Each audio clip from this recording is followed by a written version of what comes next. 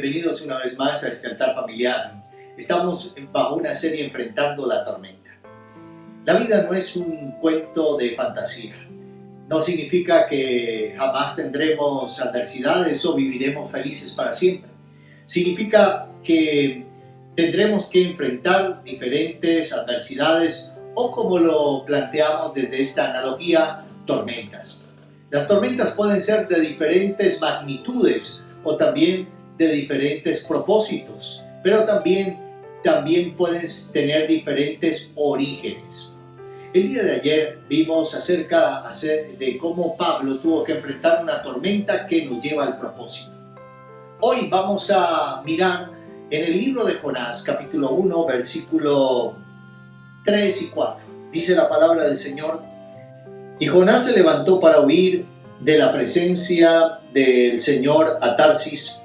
Descendió a Jope y halló una nave que partía para Tarsis, y pagando su pasaje, entró en ella para irse con ellos a Tarsis, lejos de la presencia del Señor. Pero el Señor hizo levantar un gran viento en el mar, y hubo en el mar una tempestad tan grande que se pensó que se partiría la nave. Ahora, esto es importante meditarlo porque Jonás es un profeta que es llamado por Dios para ir a predicar el evangelio a una nación que era por naturaleza enemigo de Israel. Nínive, la capital del imperio asirio. Los asirios eran gente mala, perversa. Dentro de sus prácticas de violación de derechos humanos estaba en no solamente tomar a los pueblos, asesinar a sus habitantes o a sus líderes, sino que también tenían la maldad de abrir el vientre de las mujeres que estaban embarazadas y asesinar a los bebés tirándolos contra las paredes. Practicaban el empalamiento como una práctica de tortura y también de amedrentar a sus enemigos. Así que no sería una nación por la cual usted y yo diríamos: Señor, perdónalos, Señor, cámbialos. Tal vez nuestra oración sería: Señor, haz justicia, Señor, acábalos, Señor, que tu mano poderosa caiga sobre ellos, hazlo como Sodoma y Gomorra. Esa tal vez sería nuestra oración natural frente a los ninivitas. Sin embargo, Dios, que es un Dios de amor y misericordia, decide darle la oportunidad a una nación y levanta un profeta. Y le dice: levántate y ve a Nínive. Me parece interesante porque Dios no le dice: Jonás, ¿quieres esta mañana levantarte? ¿Te sientes como con ánimo esta mañana de ir a hacer lo que yo te mando? Muchos cristianos tal vez están esperando que Dios consulte con ellos si ellos quieren, si están dispuestos o si hoy se sienten motivados para. Y ese no es el cristianismo. Yo he hablado que el cristianismo no es una democracia, es un reino donde el rey da la orden. Ahora, Dios le da la orden a Jonás: Jonás, levántate y ve y predica. Pero Jonás no estaba de acuerdo con esa orden. ¿Cuántas veces usted y yo no hemos estado de acuerdo con lo que aparentemente creemos que Dios va a hacer?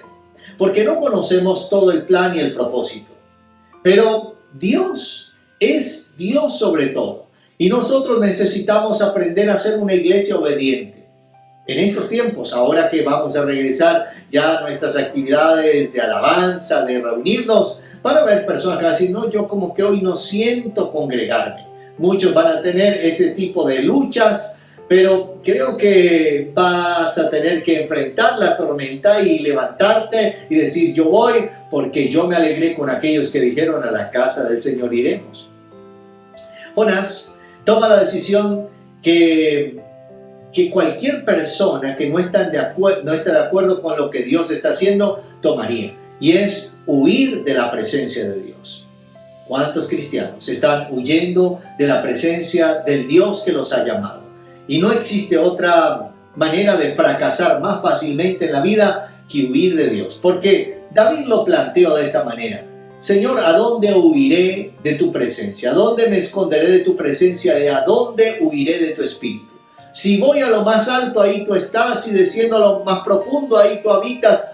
Él da ni lo alto, ni lo profundo, nada. O sea, todo este espacio Dios lo gobierna. David tenía una revelación increíble. Por eso dice, yo no voy a huir de tu presencia, yo estoy a tus pies.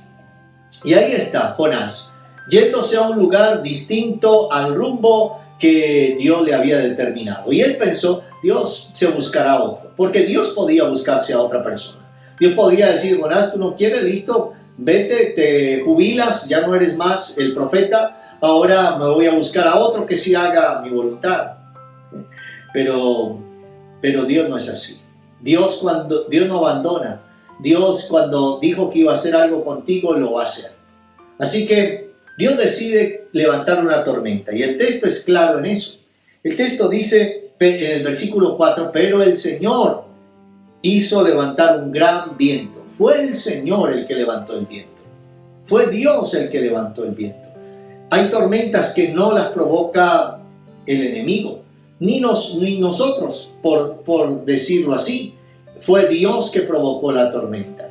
La historia de Jonás es interesante porque termina en el plan de salvación. Termina con un profeta amargado, que eso deberíamos hablarlo después en otra ocasión. Pero la enseñanza de esta tormenta es que la tormenta provocó que Jonás se detuviera de su camino hacia Tarsis, que era España, lo más lejano de la tierra. Si en ese momento Jonás conociera de las Américas, seguramente hubiera comprado un tiquete para venirse a lo más profundo de la América Latina, incluso hasta la Patagonia. Pero no había sino el mundo conocido. Así que Jonás se va. Y Dios detiene a Jonás y le dice, Jonás, yo te detengo, porque yo necesito explicarte o hacer algo contigo. Yo voy a usarte por encima de lo que tú pienses, por encima de tus decisiones, porque tal vez Jonás hizo compromisos proféticos. Tal vez tú y yo hemos hecho compromisos proféticos con Dios, y esos compromisos proféticos están allí delante de la presencia de Dios. Dios no olvida lo que tú y yo le hemos prometido. Jonás toma la decisión de que los marineros lo lancen al mar. Y le dice, esto se acaba cuando me lancen al mar.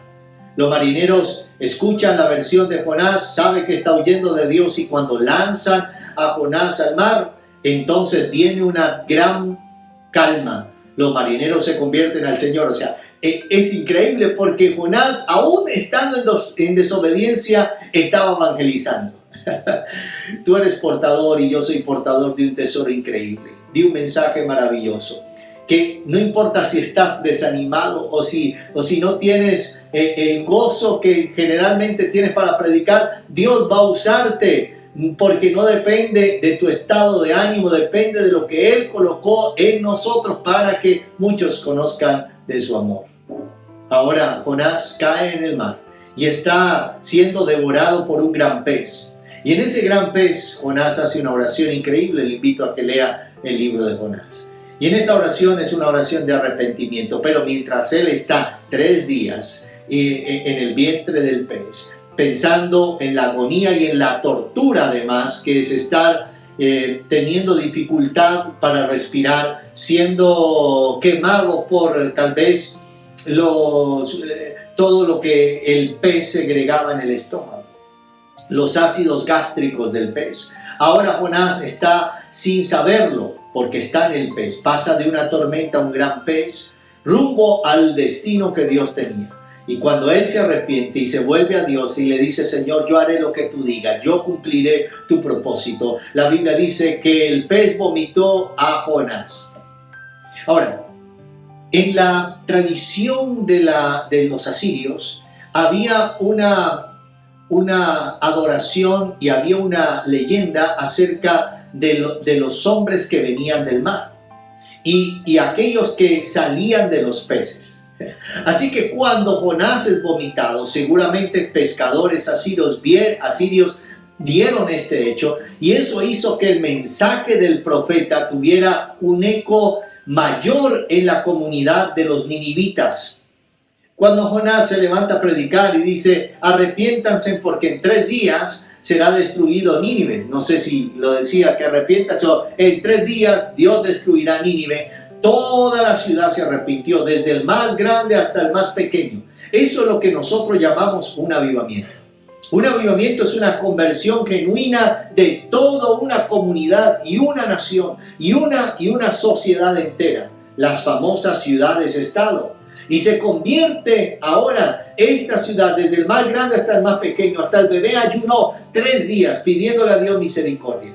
Y Jonás se sienta en una montaña debajo de un árbol que ha crecido milagrosamente para ver cómo Dios destruye la ciudad, y lo único que ve es cómo Dios perdona la ciudad. No sé qué tormentas estés atravesando. No sé si hace años estás huyendo de la presencia de Dios. No sé si la presencia de Dios te ha sido extraña en los últimos tiempos. No sé si has dejado de sentirla, pero hoy Dios te colocó en este escenario para que vieras esta palabra y pudieras recibir ahora una voz de ánimo. El Señor ha levantado tal vez esa tormenta para que vuelvas a su presencia. Voy a orar por ti. Padre, te doy gracias, Señor, por las tormentas que a veces enfrentamos, que lo único que nos hacen es regresar a tu propósito, pero también, Señor, a cumplir aquello que hemos prometido que lo haríamos. Señor, aquellos que han dejado de sentir tu presencia, pido que ahora, Señor, de una manera sobrenatural, venga, Señor, sobre cada uno de nosotros, Señor, y de tus hijos, presencia tuya. Ahora, tómalos de una manera especial. Gracias, Espíritu Santo, por amarnos como nos amas y ayudarnos como nos ayudas. En el nombre de Jesús, amén y amén.